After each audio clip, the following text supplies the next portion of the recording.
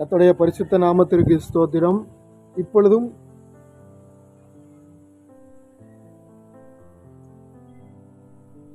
ஏழாவது முத்திரை உடைக்கப்படுகிறது.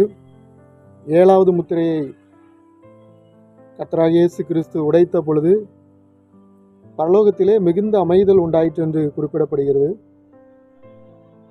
அப்பொழுது தேவனுடைய சிங்காசனத்திற்கு முன்பதாக 7 தூதர்கள் 7 எக்காளங்களை பிடித்து கொண்டு நின்றார்கள். 7 தூதர்கள் 7 விதமான எக்காளங்களை பிடித்து கொண்டு நின்றார்கள் என்று குறிப்பிடப்பட்டுள்ளது.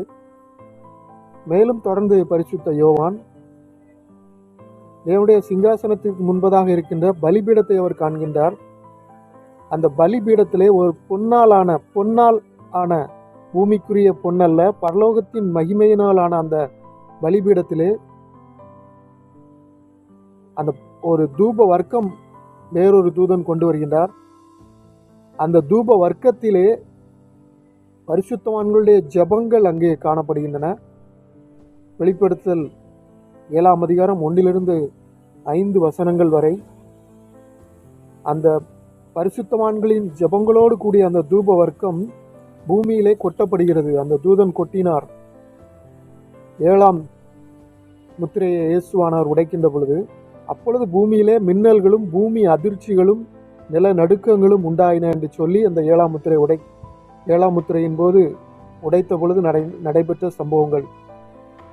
மீண்டும் 7 எக்காளங்களை ஊதுவதற்கு ஆயத்தமாக, மேலும் 7 எக்காளங்களை ஊதுவதற்கு ஆயத்தமாக 7 தூதர்கள் தேவனுடைய சிங்காசனத்திற்கு முன்பதாக நின்று கொண்டிருந்தார்கள் என்பதை பரிசுத்த யோவான்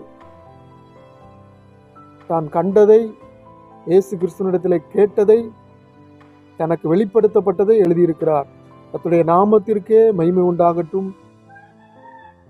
சகல துதி கன மகிமை எல்லாம் அவருக்கே உண்டாவதாக. ஆமென்.